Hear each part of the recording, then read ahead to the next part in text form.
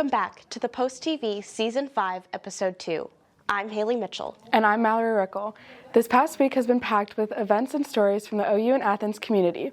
Ohio University Siblings Weekend was this past weekend, leading to increased excitement for the upcoming fest season. Post reporters headed to Court Street to hear about siblings' craziest stories. I'm Haley Mitchell with The Post. I'm here with my sister, and this is Voices on Court, Sibs Weekend Edition. Okay, what is your favorite childhood memory of each other? Oh my gosh, when we were in Montgomery, Alabama, and you told me for a school project that you needed a video of someone sliding down the stairs in a laundry basket, and so I got in and Kyra was recording, and I slid through the front door and banged my head and broke the laundry basket, and I was like 7 years old. One time I tried to cut my brother's head off with big lawn scissors. Your cameraman is really surprised. I don't know where my brother is. Okay. What is his birthday? January 2nd. Well, what day is his birthday? This is messed up. Do you guys have any embarrassing memories of each other? Yes, I made so many. We're trying to eat carrots or some kind of vegetables, and somebody's farting. When I was 2, we had it was kind of like a free throw competition, one of those inside basketball hoops. Okay. I was 2, and I went to go get the basketball that was stuck in the hoop. My tooth got stuck, which was my first tooth that was wiggly, anything that was missing. No. And Steve was like, you know what, this is a great opportunity. Ripped me down, and my first tooth was pulled out, and it was an experience, but hey, you got my first tooth. You can find the full Voices on Court video on our YouTube channel at The Post Athens. According to the Princeton Review, OU is the top green campus in both sustainability and school spirit. Ohio University is the only school in Ohio to be ranked in the top 50 list of green universities.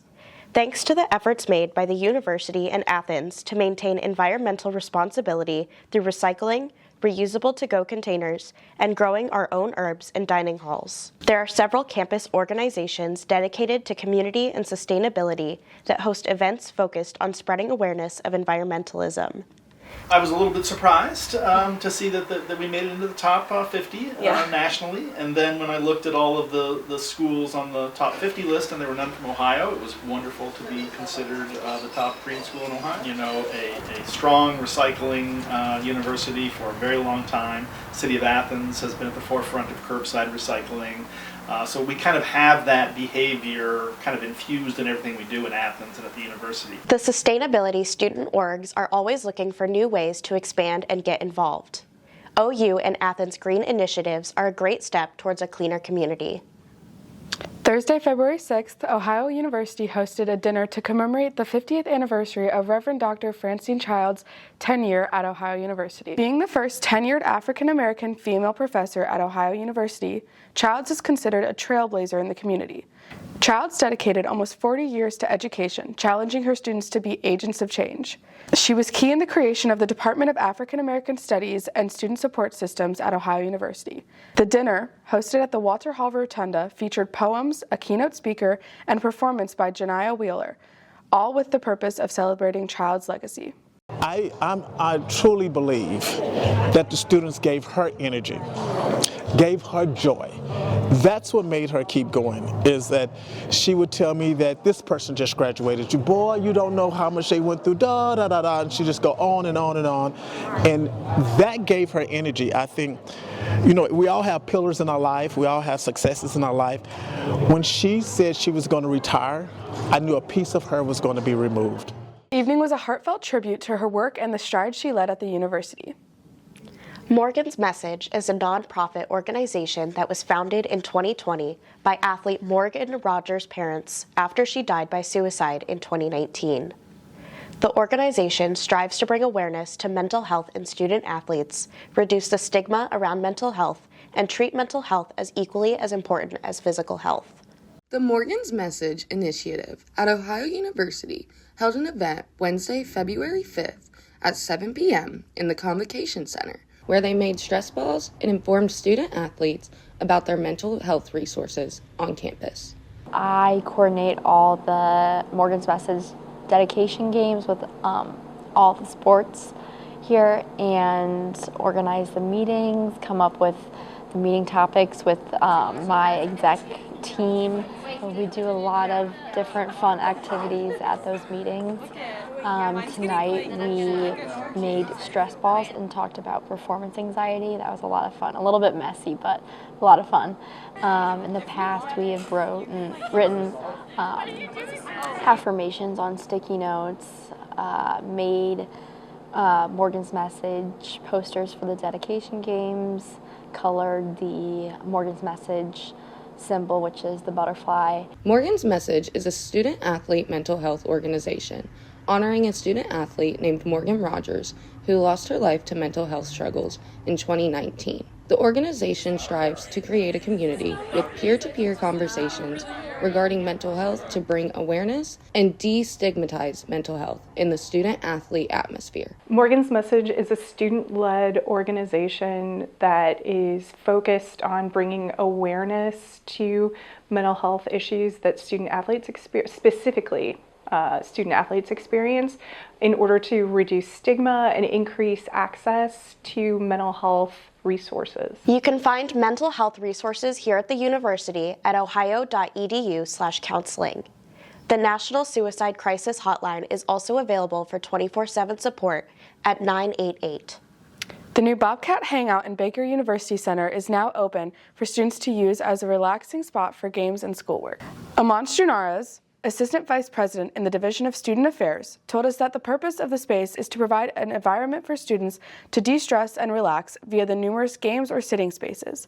The space has 2 pool tables, a foosball table, a dartboard, and private study rooms. The new location adds to the campus's several spaces targeted towards student enjoyment. Season 2 of What Goes Unsaid is back. Daphne, Susie, and Clara are excited to catch up on everything going on in the second semester. Check out their most recent episode, a Grammys recap. Welcome back to Season 2. I'm Susie. And this is Daphne. And I'm Clara. It's currently Monday, week 4 of school, Blah. second semester Blah. of junior year. Went by fast. It really has. We're halfway through, I guess, like midterm time. Yeah. We're at midterm time? We're like quarter.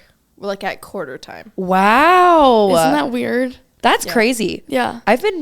I feel like it's gone really slow, to be honest. Coming up, we have a story about the Academic Achievement Center's new locations and the second annual period party hosted by the OU Student Senate. But first, here's Adriana with sports. Hi everyone, it's Adriana Reed. It's been an amazing start of the season for the OU women's softball team.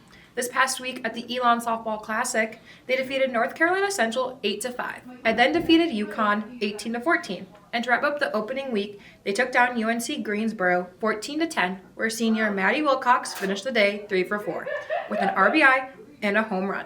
While senior Emma Hoffner finished 3 for 4, with a grand slam, double, 6 RBIs, and a run scored.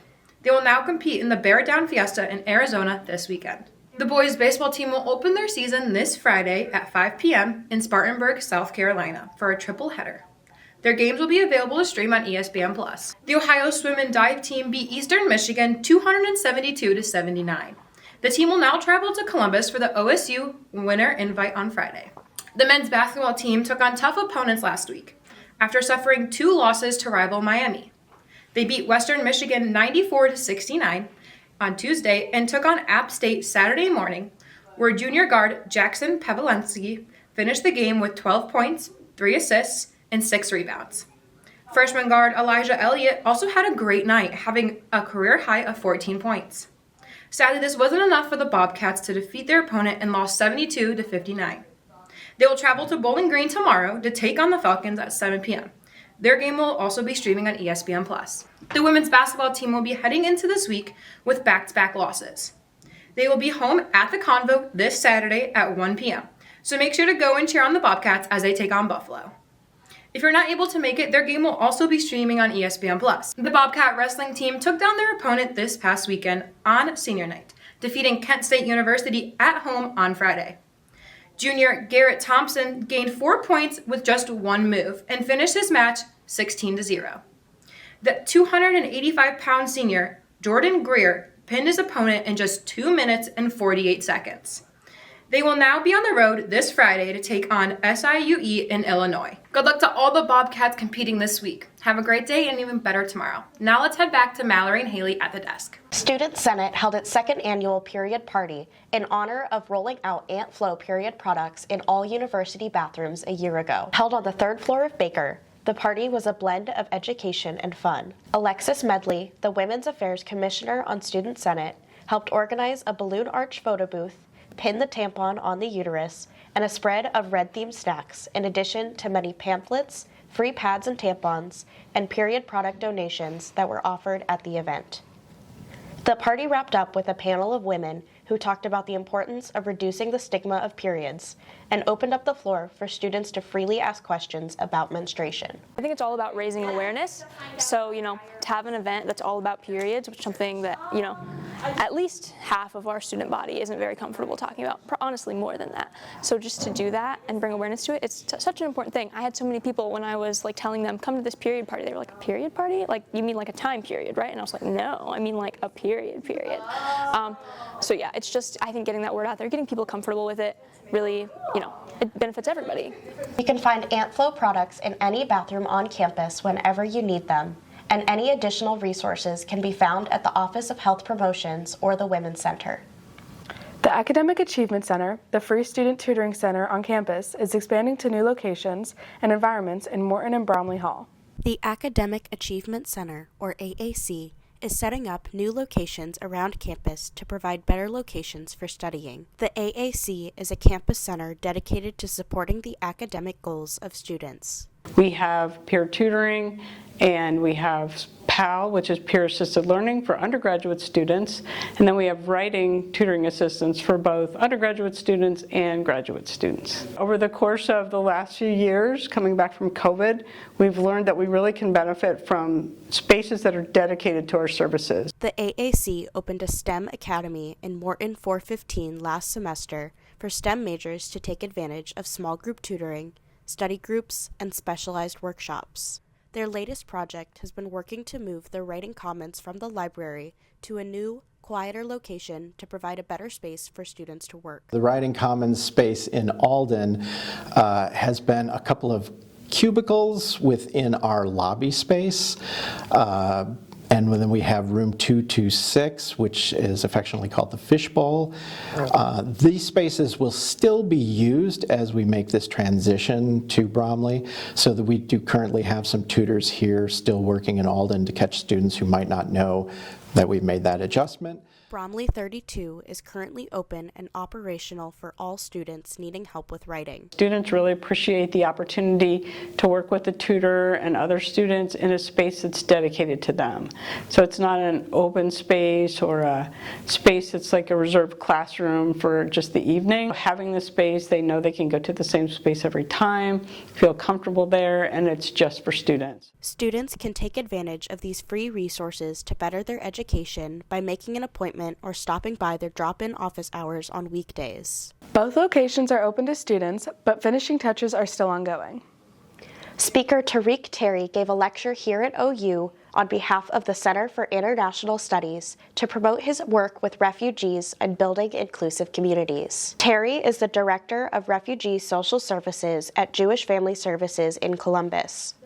As a former refugee, his lecture was focused on the realities of forced migration, life in refugee camps, and resettlement in the United States.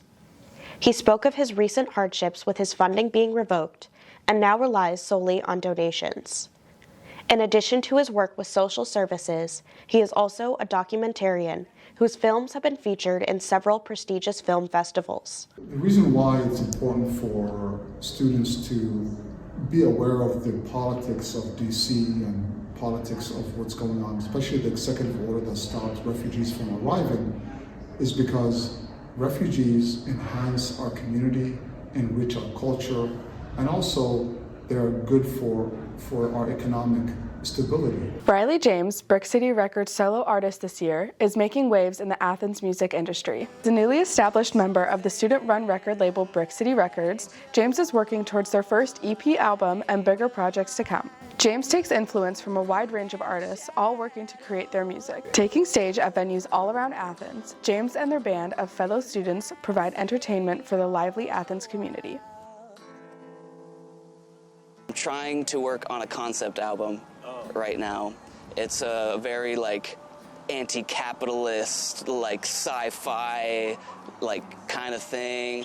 My biggest goal is probably just to have enough of a following to just pay my bills. That's really all I want. Keep an eye out for Riley's events and the release of their new album coming soon. Thanks for tuning in, everyone. Don't forget to follow us on our socials. We're on Facebook, Instagram, TikTok, and X at thepost Athens. Have a fun and safe week, Bobcats. We'll see you next time.